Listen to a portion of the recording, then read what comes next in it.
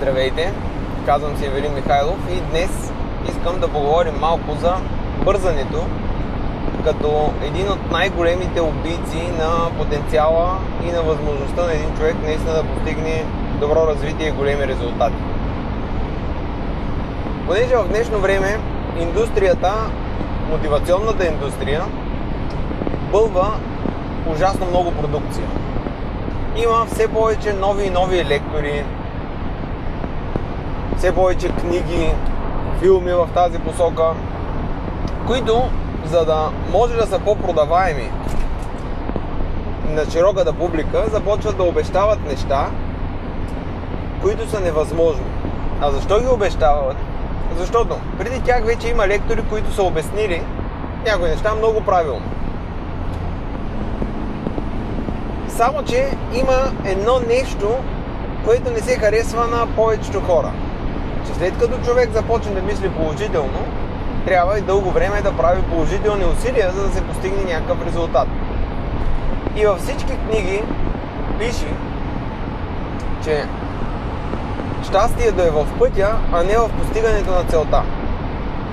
Но много хора го пропускат това нещо, понеже ние като човешки същества сме изградени от комплекси. И имаме огромно желание да бъдем забелязани от другите, да бъдем признати. За мъжете, понеже съм мъж и те като комуникират с мен и другите мъже, споделят това, което искат. Повечето мъже искат да имат много жени, красиви, и по този начин те се чувстват, че са най-добрите мъже. Казвам повечето. Не всички, винаги си има изключения. Или по-скоро това са повече комплексираните мъже. И за да имат това нещо, те искат да имат повече пари, повече признание, което автоматично води и до този ефект. При жените може би е някакъв друг мотив, не мога толкова да ги разбера, но те искат спокойствие, искат по някакъв начин да намерят сигурност, те много се стремят към сигурност и виждат в успеха една сигурност, защото ще имат финанси, ще имат признание от околните и няма да се притесняват, ще бъдат спокойни, няма да се притесняват за утрешния ден. И поради тази причина започва едно голямо бързане. Искаме много бързо да постигнем нещата, защото когато ги постигнем, тогава идват всички тези награди. И един човек забравя основното правило, че за да постигнем успех, ние, и той да е траен, ние трябва да сме полезни на обществото и на другите хора. А за да сме полезни, трябва да сме най-доброто, което съществува на пазара. И аз работя с хора от вече 14 години, като и обучавам хора за търговци. И виждам, че това бързане просто убива по-голямата част от хората, които решават да променят нещо в живота си, и в последствие те стават негативни и смятат, че нещата не се получават. И че няма смисъл да опитват, защото те са опитали, но позитивното мислене не действа. Няма такава възможност всеки един човек да постигне целите си, ами света е нещо сбъркано. Къде обаче се е получила грешка? Ще ви дам пример с две момчета, които обучавам от много години. Едното все още продължава да работи, да се бори, да се развива, другото вече може да каже, че отпадна. Но те искаха да ги учат на бокс. И аз не съм някакъв професионален боксер, обаче съм тренирал преди години, колкото да мога да се защитавам. И когато ходих да тренирам, треньора ми каза, че 6 месеца трябва да уча само прави. И да ги науча хубаво, перфектно. Висок съм и ме оставя да тренирам пред огледалото. Като пред огледалото тренирах много време. Сигурно съм тренирал един месец пред огледалото само прави. И отивам в залата и започвам. Тренирам. И какво се случва? Понеже от начало искам бързо да се случи така, че да започна да изпълнявам хубаво правите удари.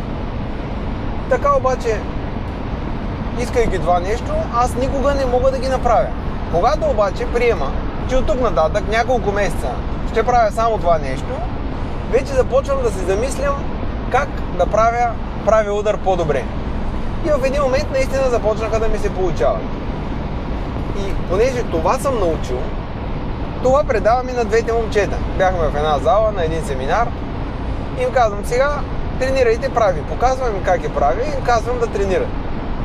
Те тренират между минута и две и казват: можеш да видиш дали вече е добре.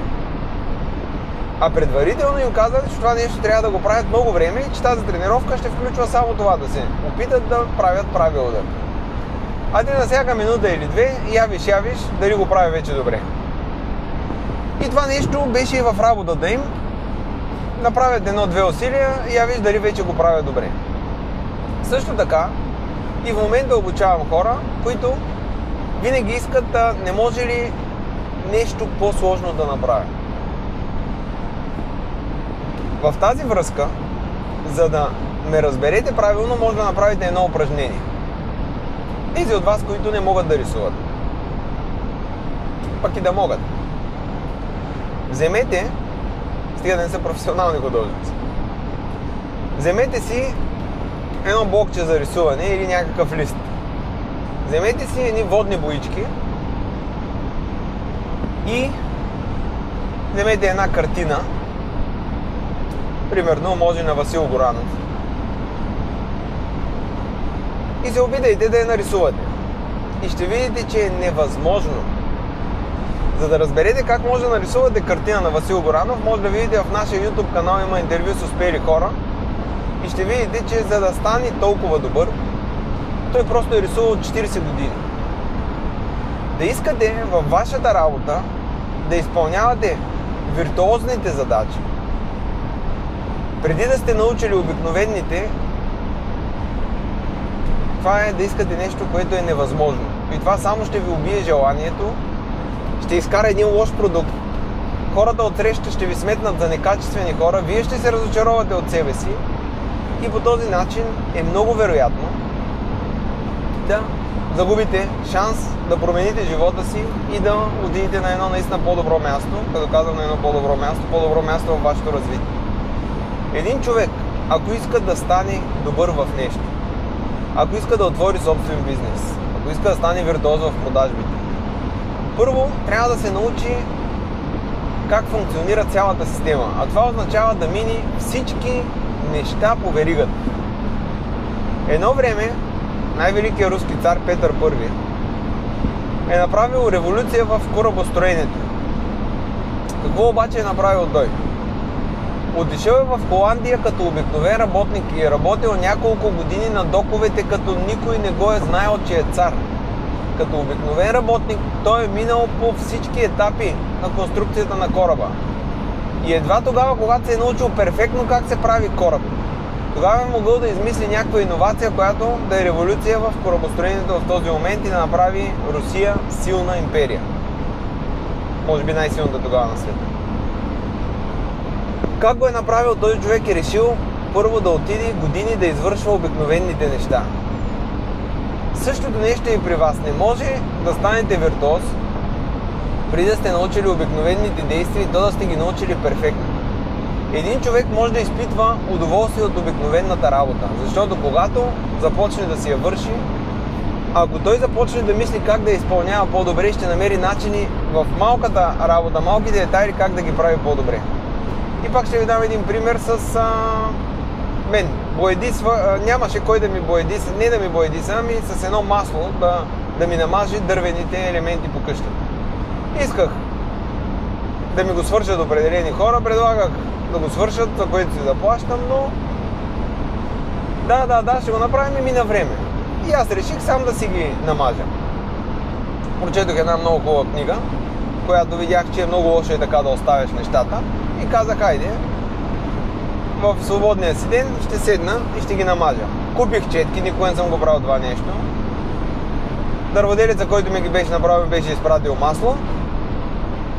И първо, започвайки да ги мажа, усетих, че нещо не се случва както трябва, защото все едно ги мажех с вода. Тогава разбрах, че трябва да разбъркам маслото.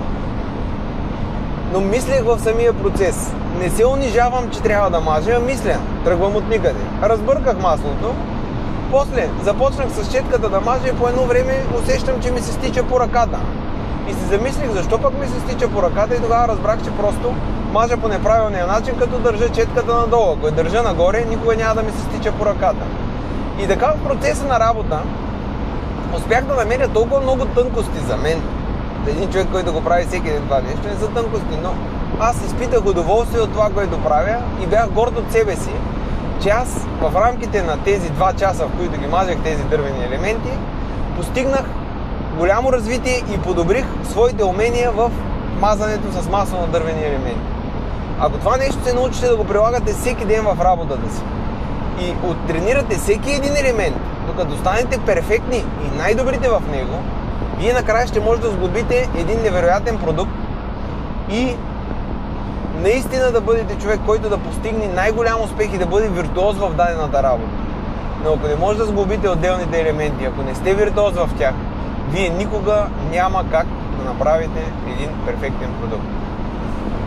Знаете, че всички разполагаме с добри хранителни продукти. Или всички можем да си купим еднакви хранителни продукти. Но не всички можем да сготвим невероятно ядене. Защото не липсват уменията как да ги комбинираме и как да ги извършим нещата. Как да сглобим ястието. И това различава добрия готвач от обикновения или даже от човека, който въобще не може да готви. Умението да съчетава подправките, които са едни и същи. Как се е получило това умение? Може да изгледате един филм Jiro Dream of Sushi, в който може да видите как един японец може да се развие, да стане много богат, успешен, най-известният в света в своята област, да притежава най-скъпия ресторант за хранене, въпреки че има 10 места и външна тоалетна. Само 10 места и външна тоалетна и въпреки всичко е най-скъпието място за хранене, защото за около $500 за 15 минути се дават и да има 3 звезди по Мишлен, точно като този човек се отдава на всеки един детал. Така че не бързайте, намерете удоволствие в правенето на ежедневните малки неща и тогава ви е абсолютно гарантирано, че ще постигнете големия успех, който желаете. Благодаря на всички, желая ви приятен ден!